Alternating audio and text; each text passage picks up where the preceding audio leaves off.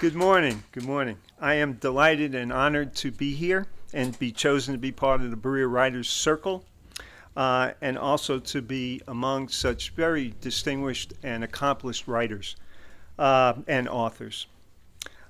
Before I get started, let me just introduce to the right of me is Tanya Stewart. Tanya is an incredibly talented woman who is a writer, an artist and illustrator, and she's illustrated many of the illustrations you will find in this book. And I will tell you very briefly that this whole book came about serendipitously, if you will. I was in the library working with someone, and all of a sudden we saw a woman who, I'm trying to think, Gwen Childs. And she happened to come over to the table. We were telling her what we were doing. And I said, well, I'm looking for someone who might be able to work with me to illustrate what I'm saying here. And she said, I've got just the person. And it was Tanya. And Tanya came, and you know, there's so many ways you can look at a project. And Tanya looked at it and instantly got what I was looking to do. And you will see if you come to the table and look at the book, the way she illustrates, it just adds tremendously to the mission and the message of this book. So I'll leave it at that. And I'll say how I became a writer, if you will. I became a writer some sort of time ago, back, I would say, as early as 5 or 6. And it was my mom who was my inspiration, because she would always encourage me to write about something. So she'd give me a topic, and she'd say, write about it. And I'd sit down and think about it, and I'd bring it back to her, and she'd say, what a great job. You know, I mean, she was both my inspiration and my biggest fan, okay? But I learned early on the power of a word and the power of the words to make a difference. So when I was growing up, I did all sorts of writing. I had an issue in my community where I was dealing with discrimination. And I had a friend of mine who was he was being barred from membership in a particular club, but it was almost like a subtle barring, if you will. And I felt that was not fair. And so I took it on. I took it on both in writing and verbally. And we came to a conclusion where the policy was changed. And so I saw the value of the word. And I used it later on in life. As I was working as a summer help in the mountains. This was up in New York. And it was at a fancy hotel that catered to families.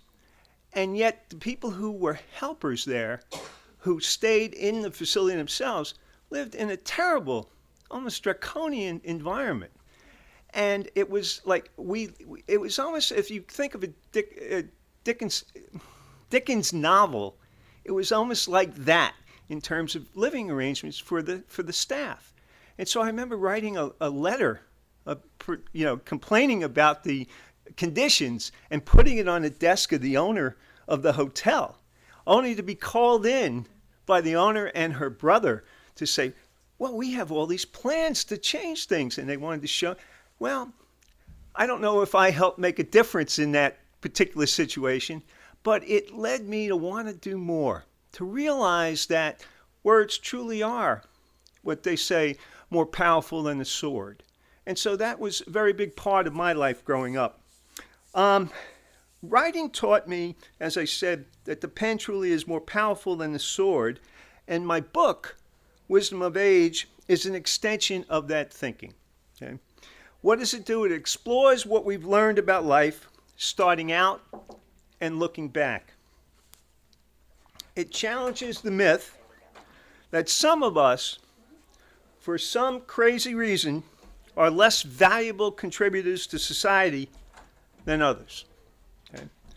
What I see is that the most abundant resource we have in any community is human capital. And yet, at a time when we need input from people most, we usually marginalize the people at both ends of the spectrum, the young and the elderly.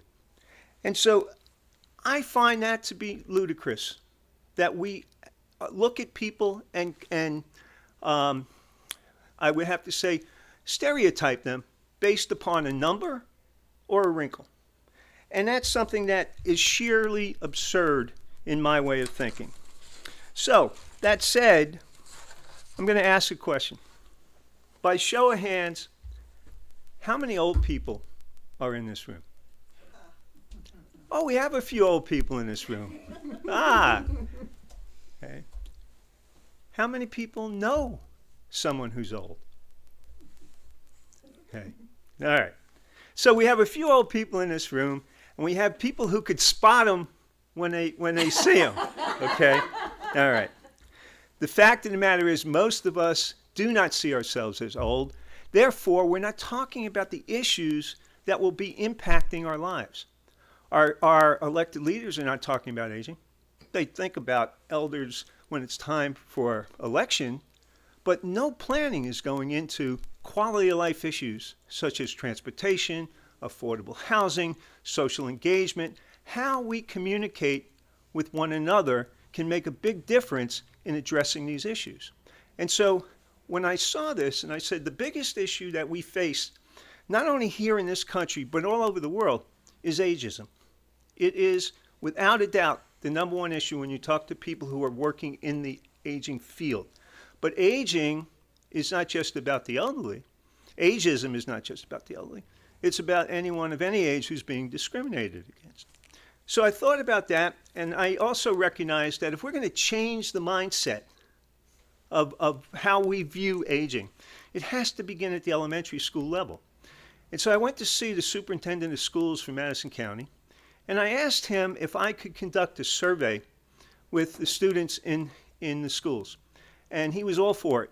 And the survey had 5 basic questions. I wanted to know the first name of the student, how old they were. I wanted to know if they knew any old people, how old they thought old was. And then I asked them to tell me what advice would they give to somebody younger than themselves. And so the responses I got ranged from someone as young as age 5 to people as old as 17 in the school system, and then people I knew throughout my life, young and old. The oldest respondee was 103 years old. Okay? And so their perspective was amazing to see because young people had such insight and such wisdom, and so did the older people looking back. It's the people in the middle who seem to have lost it. And so what it showed me is that we can learn from anyone at any age. So I want to give you a few examples of that if I can, and also share with you why this book was so significant, what inspired me to write this book.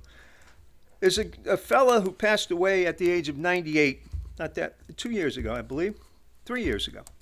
Some of you may know him, Dr. Everett Schaefer. Dr. Schaefer was a big inspiration in my life. And I say inspiration and role model to everyone fortunate enough to have known him.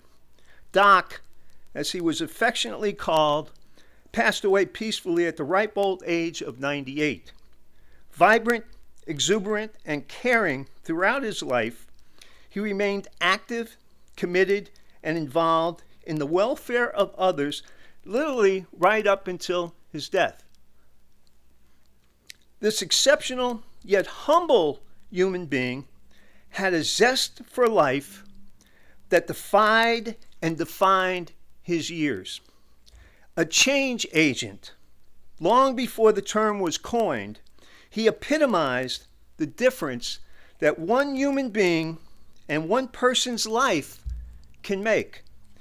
He was representative, too, of every older person who believes that the elixir of life lies less in how others may view one's advancing years and more in how we view ourselves.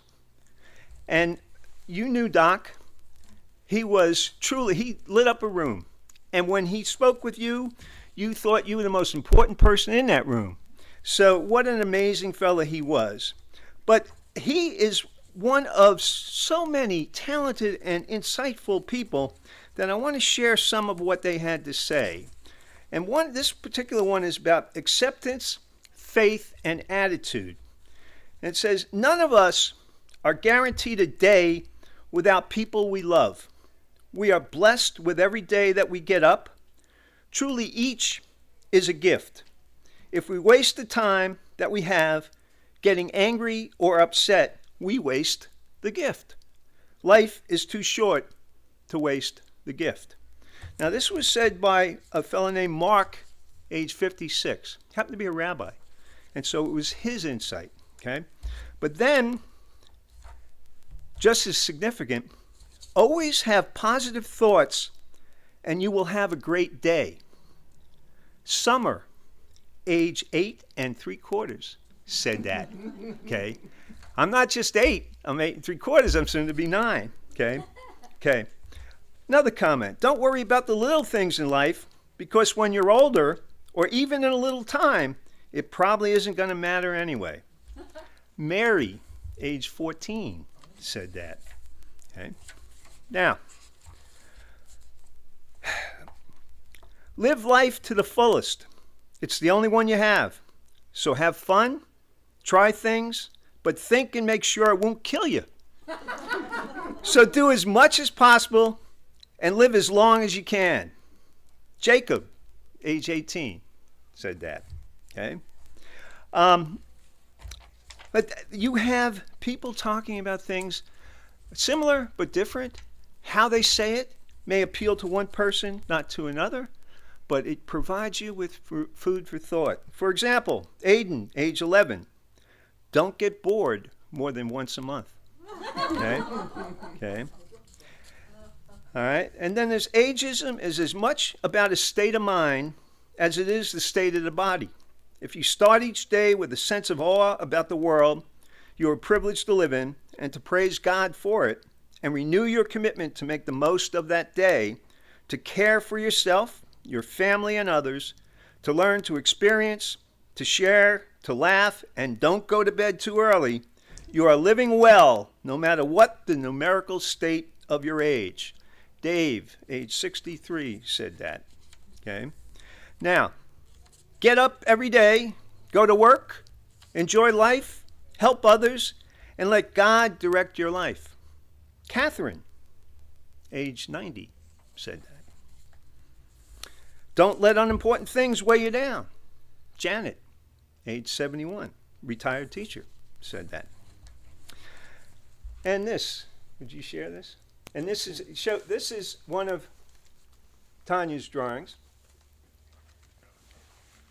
Life is a gift. It is precious. Treat yourself and others kindly. Alex, age 10. Okay. Oh, where's the one with the little girl? Yeah. Okay. Here's another one that I think is, here's the one. Okay. You show the picture. The caption reads, "Be kind to others or they won't want to play with you." Okay. Emma, age 8. Okay. Now, is that true at any age? Any age. Okay? So, here's one that says, life gets hard, but you'll get through it. You will make new friends and create a new chapter of life. Okay? Kaylee, age 9. Okay? All right. I do want to, there's so many in here that are worth looking at, but there's a few that are certainly bear talking about. Follow your dreams no matter what someone else says. You're never too young or too old to make your dreams come true. If someone laughs at your dream, go home, have a good cry, then go somewhere else. It might not be easy, but keep trying. With hard work and God's help, nothing is beyond your dreams. Only you can destroy your dream. This is Pat, age 77. Now, Pat is a homemaker, a caregiver, and now an author. Okay? She was a writer when she was young. She was inspired to be a writer, and for 40 years, she never wrote. And she was determined to write a book. And at 77, she became an author. Don't let anyone tell you you can't. Here's one. Experience is our greatest teacher, and we gain the experience of a lifetime in our living. There are those who have gained a head start on us in terms of our birth years, and the others of us who have a similar head start on the younger generations. Yet we are all connected and can learn deeply from one another. I learned this lesson at age 22 when a 6-year-old helped me understand that in her eyes, I was old. Age is relative to the lens of the viewer, or doesn't have to exist at all in terms of how we see, value, and appreciate life and the diversity of the ages. This is Robert, age 61. But he was so taken by the fact that it took a 6-year-old to make him realize how relative the term is. Okay? There are children who have been asked, for example, if you could share one thing about life that you've learned so far with someone younger than you, what would that advice be? I would tell them that life is hard. Biana, age 7. At 7 years old, okay? Learn how to log on to PBS Kids. Okay? Bison, age 5, was telling someone younger than him that that's significant. Learn your colors. Learn how to read. Be prepared for hard math questions. I would tell them that an E at the end of a word makes the vowel say its name. Okay? Never brag about your dog. And know where your classroom is. Okay. I have 2 minutes, and so I'm going to get to the key piece here. This is another drawing. You might recognize her. That's Jimmy Lou Jackson of Hot Flash Beads, who has been a wonderful mentor and friend for me. Okay. And this one says, be considerate of others and others' feelings, and treat them as you would want them to treat you. I'm sorry. Oh, there we are. Life is too short to be worried about the number on your driver's license or the number on the scale. Candace, age 45, Strategy Director, Aging and Community. Okay. All right. We live in a world that worships the young, and she's saying life is too short to worry about these things. Okay, I want to about the picture on the driver's license. Right. I want to share 2 final things with you. This is from Elba. Elba is, how old is Elba? She's 100. And she writes, I'll be 101 in September. What was your occupation? She was a dressmaker. At what age do you think a person should be considered old? She says 90. Do you know any old people? Yes, her. Pointing to her friend who was 103. Okay? If you could share one thing about life that you've learned so far with someone younger than you, what would that advice be? I can't believe I am 100 years old. Life has gone by so fast. I tried to be honest and trusting. I tried to be an honest and trusting person all of my life. Be thankful for what you have. Laugh a lot. Have a sense of humor. Respect and be kind to one another. Be responsible for yourself. Don't ask for handouts. Save your money for a rainy day. Now, she's made it to 100, soon to be 101, and that's her wisdom for you. Now, the last one is something that I thought about. And I said, since we live in a world that would appear to value youth over age and success over failure, my advice to those younger than me is best expressed in an essay by Ralph Waldo Emerson, American essayist and poet. His advice then and my advice now would be to laugh often and much, to win the respect of intelligent people and the affection of children, to earn the appreciation of honest critics and endure the betrayal of false friends, to appreciate beauty, to find the best in others, to leave the world a bit better, whether by a healthy child, a garden patch, or a redeemed social condition.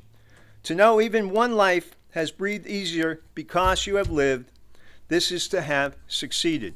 So I will conclude on this note. I do believe that there are 3 takeaways that you should get from this, or I hope you will. One is that people hope to be or want to be listened to. And, excuse me, I wrote this down because it was important enough to make sure that I got it right. People want to be heard. We need to do a better job of listening to one another. And lastly, any one of us at any age can make a difference. Thank you.